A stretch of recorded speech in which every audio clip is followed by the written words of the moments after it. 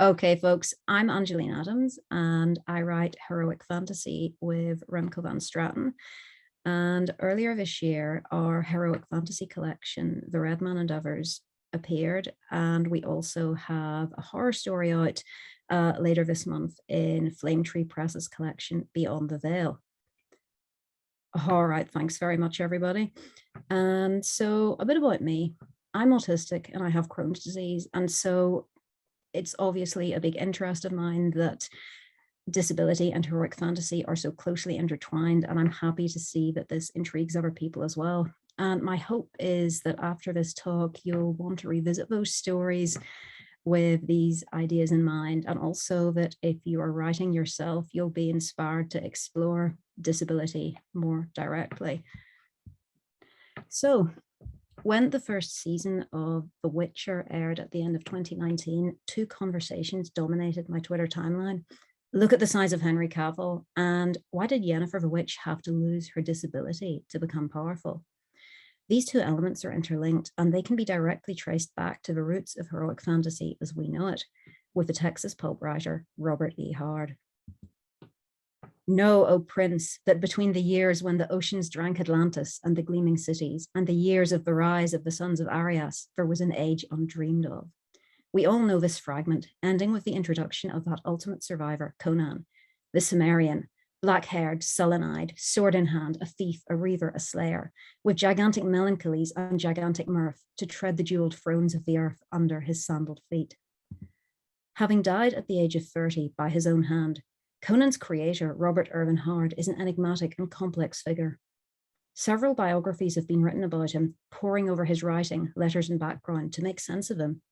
The tone was set by science fiction and fantasy writer L. Sprague de Camp, who brought Conan back into print along with posthumous collaborations. He summed Howard up as maladjusted to the point of psychosis. There's a surprising lack of sympathy there, and you have to wonder if he found in Howard some sort of distorted mirror into which he all too easily projected his own dreams, fears, and failures. Perhaps I'm doing the same as a disabled author in looking at Robert E. Howard and the genre he created through the lens of disability. Yet, given Howard's disabled mother and his father, a country doctor in an area where serious accidents were a fact of life, it's worth looking at how disability filtered into his work, both implicitly and explicitly, and often through rejection of vulnerability. Howard, of course, did not invent the superhuman hero, but he did infuse his protagonists with grit, with insistence. For Howard, this is just how heroes are, no longer suffices. For him, this is how they need to be. We find Robert E. Howard staring in that mirror of Tazun Fune and seeing Conan, an idealized essence of himself. Conan endlessly reaches toward life, toward survival. This has become the central tenet of heroic fantasy and its defining feature, from Conan onwards to The Witcher, Game of Thrones, and The First Law. Certain things are inherent in heroic fantasy simply based on its predecessors. Go back as far as Gilgamesh and Enkidu, to Achilles and Heracles, to Beowulf and Siegfried the Dragon Slayer. And you find strong men, quests, monsters. And in the 60s, the genre born in the pulp era would be retroactively redefined in a way that still inspires debate about what counts and what doesn't. Sword and sorcery mainstay Lynn Carter, in his first Flashing Swords anthology, defined it like this: an action tale derived from the traditions of the pulp magazine adventure story, set in a land, age, or world of the author's invention, a milieu in which magic actually works and the gods are real. A story, moreover, which pits a stalwart warrior in direct conflict with the forces of supernatural evil. Today, I'm more interested in what heroic fantasy contains, hides, and influences. But to explain how Howard blended frontier grit and tough yet poetic prose with concealed vulnerability, we have to go back to Cross Plains, Texas, in the early 20th century. Robert E. Howard was born in 1906, the son of Hester Howard, a country doctor, Isaac Howard, a country doctor, and his wife, Hester Irvin. She was already 35 years old when their son was born, old for a mother, especially in that era, and Robert would remain their only child. The family moved a lot in Robert's early days, and Texas was an unruly place back then. Where oil was struck, the population rocketed, and social unrest came too. Between the gambling, prostitution, bootlegging, farm accidents, pub brawls, bludgeonings, and shootings, to say nothing of oil industry accidents, Dr. Howard's hands-on skills were in demand. Young Robert must have seen them as they were brought to his father's house to be patched up. Big men, stripped of their strength and bravado, vulnerable, crying in pain or white with shock. Then afterwards, with no academic or white-collar options to fall back on, the worst off would find themselves broken men, outcasts. Later, Howard would write, "I'll say one thing about an oil boom. It'll teach a kid that life's a pretty rotten thing as quick as anything I can think of." Howard hated the dog-eat-dog impact oil had on society. It shaped his belief that civilization's days were numbered. And yet, that macho environment had a vibrant oral culture. Cross Plains didn't have a library, but everyone had a story to tell, from former slaves who told Robert ghost stories, to old-timers telling tall tales on the front porch, to his big, widespread family's frontier history. And there was Hester, with her Irish mother's tales, her genteel ways, and her daily poetry recitations. They all made Robert a storyteller and shaped his voice. But Hester had a secret. The 19th century upper classes and poets had romanticized tuberculosis, but in the Howard's time, it scared working people into silence. You could be run out of town if people knew you had TB. The stigma was comparable to that of AIDS in the early years, and may explain why the Howards had difficulty finding nurses to care for Hester. As Howard wrote in a letter, "Woman after woman we hired, and they quit, either worn out by their work or unwilling to do it, though my father and I did most of it. When Hester eventually died, the funeral notice would attribute her death only to an extended illness." After contracting TB while caring for her siblings, Hester survived for decades thanks to luck, her husband's medical knowledge, and Robert's devoted care. When she could, she'd socialize, visit family and friends, and go to sanatoriums. But when she was sick, she remained behind closed doors. Every chronically ill person knows that compromise. We guard our energy carefully, and if we succeed, people who never see us at our worst assume we're healthier than we claim. Another factor is that the Howards may have downplayed Hester's illness to avoid casting doubt on Isaac's medical skill. As a result, the people of Cross Plains thought of Hester as aloof, having heirs. It was very unusual that Robert was Hester's main carer. Most care work was done by women. As his writing career took off, it made sense for Howard to be home, writing and caring for Hester. And she, for her part, believed in her son's talent, wrote fan letters to his pulps under pseudonyms when her health let her travel, and instilled his love of language. On the other hand, Robert's on-off girlfriend, Novelyn Price, was suspicious of Hester. When she met Dr. Howard in town and asked after his wife's health, he'd tell her that she was going up or down, but never shared that she had TB. Visitors, including Novelyn and fellow pulp writer E. Hoffman Price, were shown exactly what the Howards allowed them to see. As a result, Novelyn assumed Hester exaggerated her frailty to hold on to her son. E. Hoffman Price declared, "She seemed entirely okay, normal. The sweet, deadly mother bitching up Robert's dates, no doubt. Mere months after Hester had a month's convalescence after major surgery." This idea of Hester as a malingerer, tying hard to her apron strings, persists to this day, propped up with dismissive comments that she kept house all right. Robert was also misunderstood. While he had several close friends and valued his literary pals, Cross Plains had no concept of a guy who earned his living spinning yarns. At 18, he was already writing for Weird Tales, but this cemented the town's impression he was eccentric. His loud typing and accompanying narration disturbed his neighbors. That wasn't all people noticed. Howard dressed oddly and shadowboxed on the street. Despite his intellect, he struggled with jobs reliant on verbal instructions or social skills. As Novelyn learned, get him going on a special interest and he took your ear off, but dating's unspoken rules eluded him.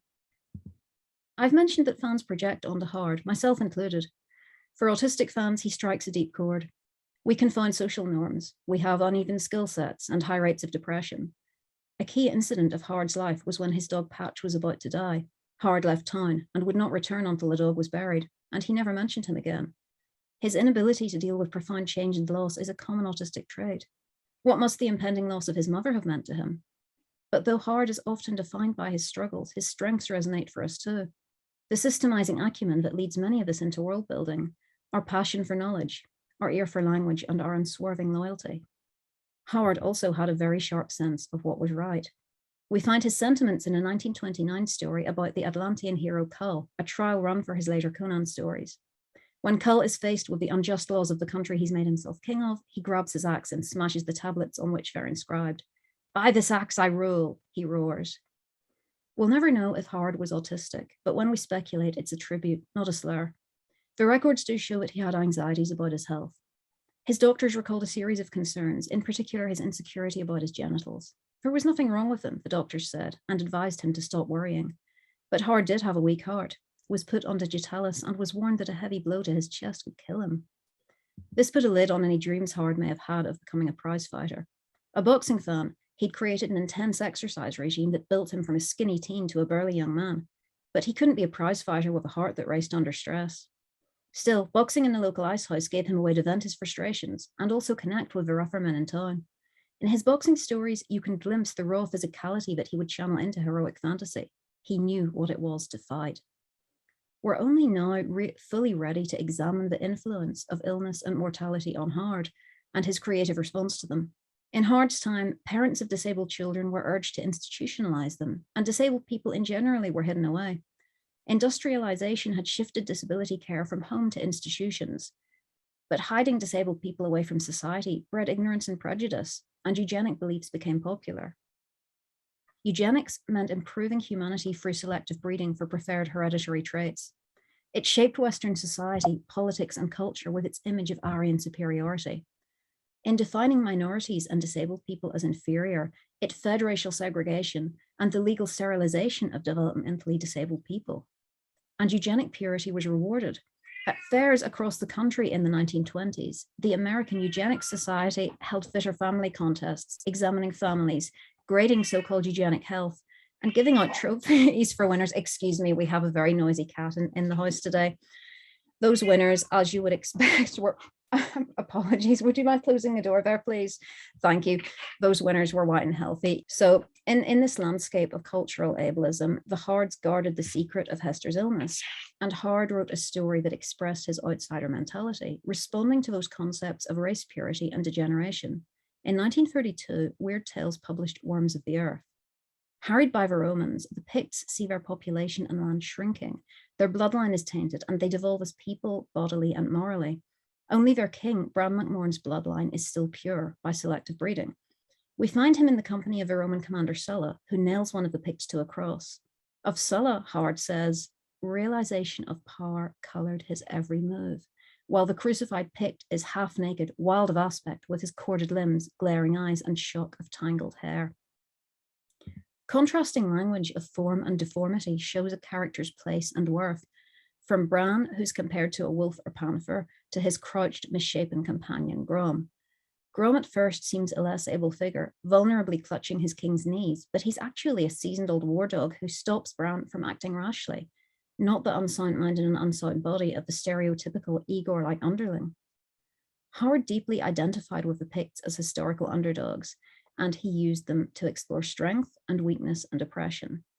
He wrote of himself, "My interest in these strange Neolithic people was so keen that I was not content with my Nordic appearance, and had I grown into the sort of man which in childhood I wished to become, I would have been short, stocky, with thick gnarled limbs, beady black eyes, a low retreating forehead, a heavy jaw, and straight, coarse black hair." If the Picts have been dehumanized, they've done the same to the people who came before them. They drove the titles Worms of the Earth literally underground to utterly devolve. Bran feels tainted by seeking their help against Sulla, who himself is driven mad on seeing them. As with these reptilian people, a lot of horror works by evoking the fear of deformity, especially in heroic fantasy, where the strong whole body symbolizes goodness and nobility. For idealized bodies to fully shine, disabled bodies must provide contrast. But Howard didn't write in a pop culture vacuum. And at the same time as he wrote Worms of the Earth, Todd Browning's film Freaks was about to hit the silver screen. Here too, disability is explicitly visually linked with crawling upon the bare earth, with debasement.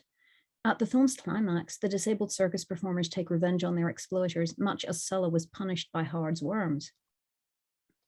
The following year, Howard's depiction of disability had already evolved, with Conan's disgust and horror replaced by mercy. In 1933's The Tower of the Elephant, Conan finds a strange being who has a green human body, but an elephant's head. Conan's first reaction is horror, but then the creature starts crying and something interesting happens inside Conan. He knew the marks of the rack and the searing brand of the flame, and tough-souled as he was, he stood aghast at the ruined deformities which his reason told him had once been limbs as comely as his own. And suddenly all fear and repulsion went from him, to be replaced by a great pity. The creature, Yagkosha, has been blinded and tortured by the sorcerer he taught. Alien though he is, his story recalls human horrors, the enslavement of Black people, and the life of Joseph Merrick, called the Elephant Man, sideshow and medical curiosity by turns. Yagkosha says, "I am neither god nor demon, but flesh and blood like yourself. though the substance differ in part and the form be cast in a different mould. By cutting out the creature's heart, Conan liberates him and enables his revenge. Conan leaves with nothing but the memory of a good deed.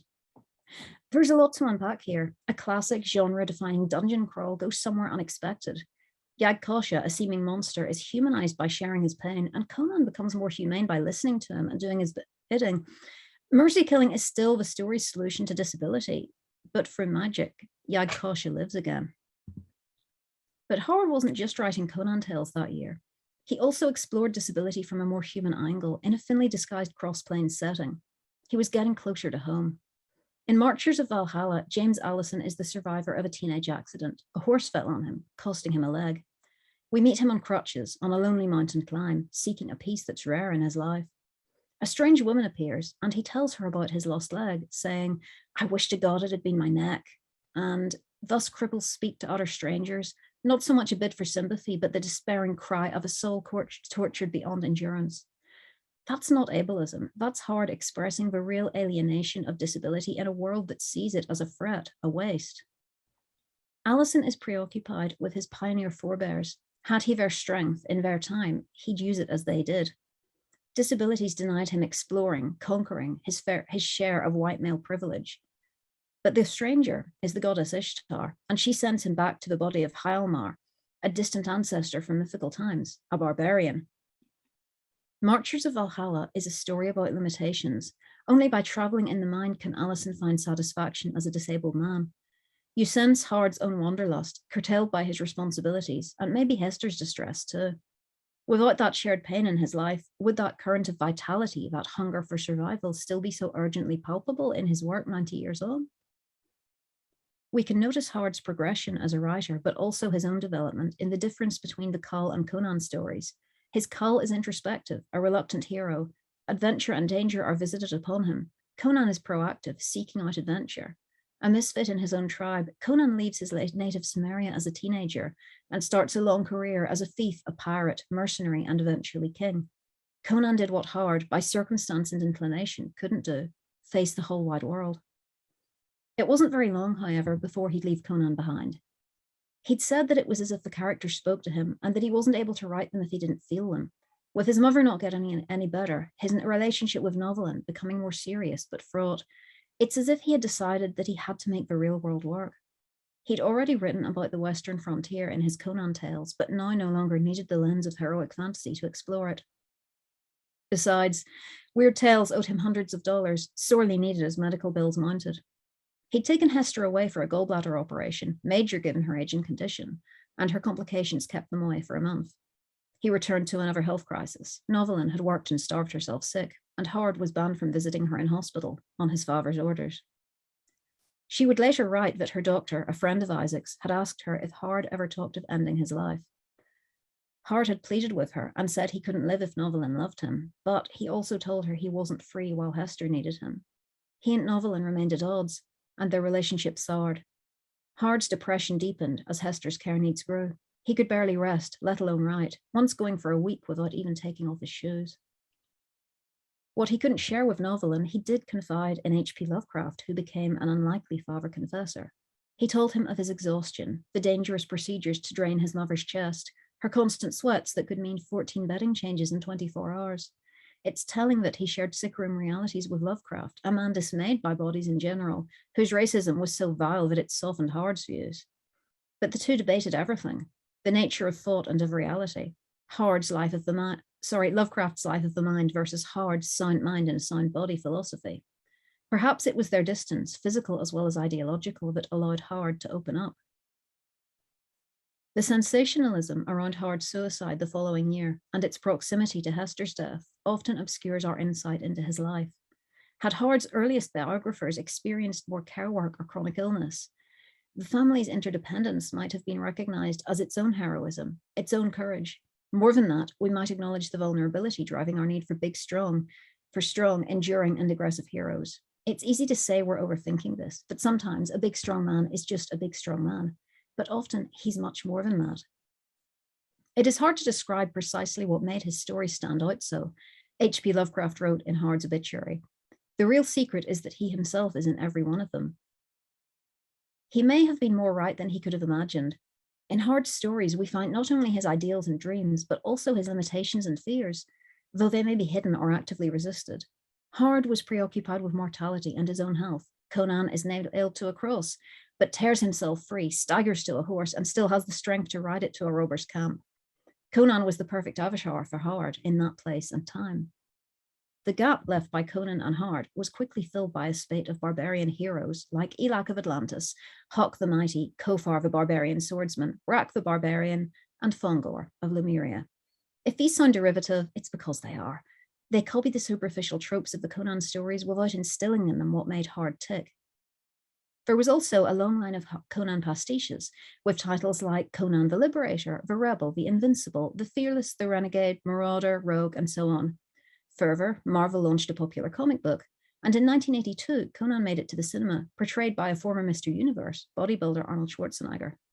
Film Conan not only survives being crucified, he literally comes back from the dead, albeit with little help from his friends.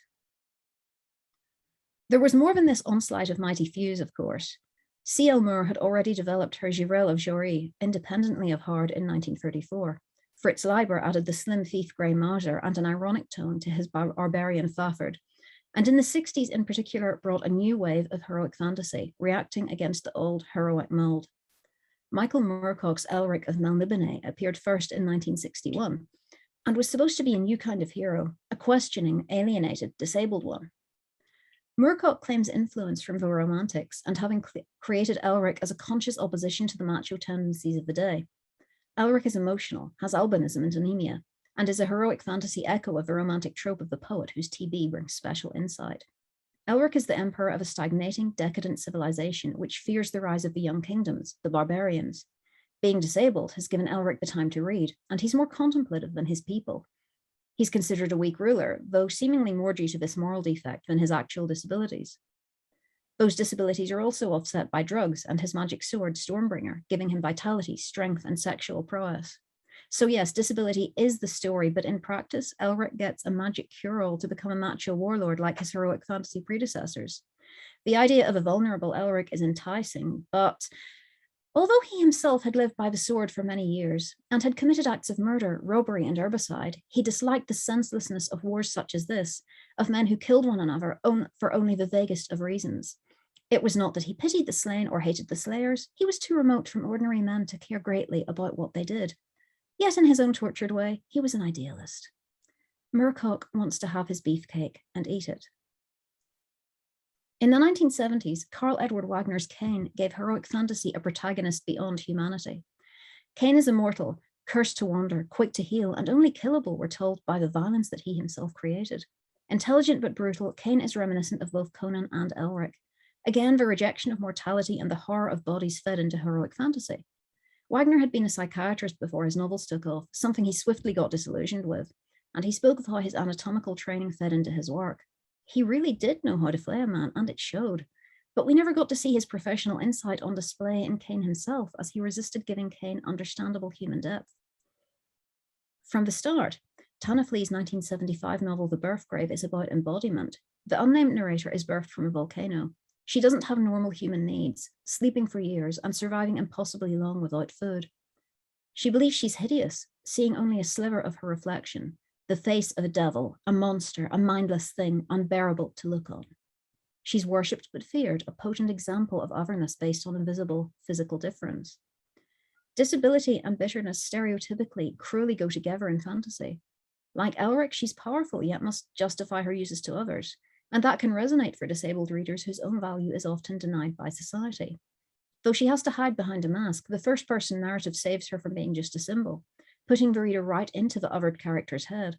But she finally discovers that she's not hideous, but beautiful, so the expectation of physical perfection in heroic fantasy remains. So, we had a white-haired female protagonist emerging unscathed from fire with healing powers, being worshipped, the lover of a nomadic chief, reclaiming her heritage, but we'll come to Game of Thrones later. And in 1980, Tana Flee would write another book that played with disability tropes in Kill the Dead. Its traveling ghost slayer, unappreciated despite the work he does, reluctantly acquires a minstrel companion on his way to destroy a town of ghosts, and we'll get to The Witcher later on too. Anyway, Paraldro limps on a leg maimed by a ghoul. His mission is also complicated by a witch who resents him for banishing her sister's spirit. The book's characters are social outsiders, the itinerant ghost slayer, the minstrel who's also a thief, and of course the ghosts themselves. While Conan's scars just impress, and Elric has a get-out-of-jail-free card for his disabilities, Parldro gets to slay ghosts as a disabled character. Like Kill the Dead's boundary between life and death, the boundaries of heroic fantasy grew liminal, and that increased freedom gave us many more disabled characters. Game of Thrones does not meet the strict definition of heroic fantasy. Technically, it's grimdark, and grimdark is heroic fantasy with a growth spurt. Where hard sword and sorcery was built on unresolved pain and unrealized ideals, and the new wave offered adolescent rebellion against it, grimdark sees the genre grown up, though still young and arrogant. It has morally grey characters, failed quests, and flesh pots. It inherited heroic fantasy's reaction against death, its drive for grit and survival, and it gave them a bigger, darker canvas. Without heroic fantasy, we'd have no Song of Ice and Fire, but I'll say Game of Thrones since that's the finished version. It too is a reaction to old school sword and sorcery. Where Ned Stark would be the sword of justice in a story from the 30s, here his ideals quickly see him beheaded. Grimdark stories aren't scared of sex, gore, or bodily fluids. Its bodies are not idealized, and against its often violent background, disability is foregrounded. It takes all the implicit fear about disability and makes it explicit. It's no longer a bug, but a feature. At its worst, this can be exploitative, reinforcing disability as comeuppance for villainy, like when Jaime Lannister loses a hand after disabling Bran Stark. It can become torture porn, like when Theon Greyjoy is castrated and mentally destroyed. But these stereotypes are undermined by the sheer number and variety of disabled characters. George R.R. Martin realizes heroic fantasy's old potential by portraying disability in complex ways. Through Tyrion Lannister, he analyzes society's perceptions of disabled people. Tyrion is reflective and politically astute. He subverts tropes of disabled weakness by framing his disability as a strength and manipulating people's superstitious fear and hatred of him to his own ends. He says, "Never forget what you are. The rest of the world will not. Wear it like armor, and it can never be used to hurt you." He knows the stereotype of the bitter cripple, but his agency lets him transcend it. Tyrion, in effect, is the anti-Conan. With so many disabled characters, the evil that they do becomes about them as individuals rather than reinforcing the cliché of the evil cripple. Their disability may lead to a moral journey, brought on by loss of status or out of compassion for another, more vulnerable character. And yes, learning through disability is a stock trope to, like, the simple strongman and the disabled seer, but plurality helps undermine the clichés. And there's disabled solidarity and allyship, something rarely shown in fiction but common in real life, like when Tyrion designs a saddle to get Bran riding after he's paralyzed. Disabled people are traditionally seen as passive and understood in relation to able people either as inspiration or objects of pity. But what Tyrion does for Bran is mutual aid between equals and allows us to understand these two disabled characters and their life experiences in relation to one another. Disabled people are the reference point instead of the exception. In 2006, Joe Abercrombie began the First Law trilogy, going even further than Game of Thrones to integrate disability into its world. All its point of view characters' bodies and minds are marked by war, slavery, and torture. It moves beyond heroic fantasy's previous explorations of how injury changes us from the inside. The First Law is richly psychological, recognizing that the things that happen to our bodies can run us through, body and soul, creating wounds that don't always heal. Logan Ninefingers has the battle-scarred body of a traditional protagonist. He's identified by his missing finger, but his berserker persona, Bloody Nine, is who he had to become in order to survive. This is not a cliche of overcoming disability. Though Logan tries to redeem himself, Bloody Nine will not be erased and keeps ruining his life. How characters reclaim and remake their identities is most challengingly explored by Sand Dundlocta. Escaping years of torture, he finds his status diminished. Glocta walks with a cane. He has constant pain and spasms. He's incontinent, and he can't chew, having lost half his teeth. He may be disabled and shunned, but he subverts his victimhood to become an inquisitor, torturing others with unique insight. Yet he's humbled daily by a staircase whose 16 steps are now his enemies, and Abercrombie spares no agonizing detail of his descent. We're asked not to overlook Glocta's wickedness, but to consider how limited his options are. The First Law trilogy shows that traditional narratives of heroism, achievement, disability, and redemption are flawed and exclusionary. Suffering doesn't always build you up or ennoble you. Sometimes achievement on the terms of the non-disabled isn't possible, and the effort involved doesn't always pay off. When heroic fantasy handles disability well, the story becomes about the experience of being disabled in a dangerous, unequal world. Then again, sometimes the real world issues the fictional world a challenge. Rome and Game of Thrones opened the floodgates for lavish, ambitious fantasy television, and The Witcher was a runaway success when it arrived on Netflix in 2019. Since then, there has been much commentary on its handling of disability and its narrative approach to bodily perfection. If The Witcher feels like a throwback in heroic fantasy terms, it's because it adapts a series of novels and short stories dating back to the mid-80s. I've mentioned the seeming influence of Tanna Flee on The Witcher and his musician companion, and the witch Yennefer, whose story harks back to the birthgrave. Here, too, a woman considered ugly by herself and others transforms into a powerful beauty. But for Yennefer, the ritual that magics away her disability is her route to power as a sorceress. It's the old magical cure trope. Disabled representation is often disposable on TV, and narratives of disability centered on the overcoming of it. Yennefer's cure erases her as a disabled character and reinforces conventional thinking that you have to overcome your disability to be successful and accepted. As behind-the-scenes pictures appeared, Henry Cavill's body was as much discussed as the show's handling of Yennefer's disability. Cavill appeared even bigger than when he played Superman and dehydrated himself to create more precise muscle definition.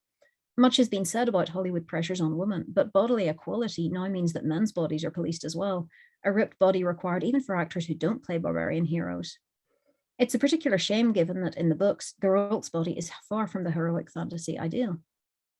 The Witcher's showrunner assured fans that a future season will adapt the storyline in which the Witcher is injured and must live with chronic pain and trauma. It even affects his relationship to others. To live with his pain, he must learn to let other people in. He's undergone treatments, but they came with significant side effects.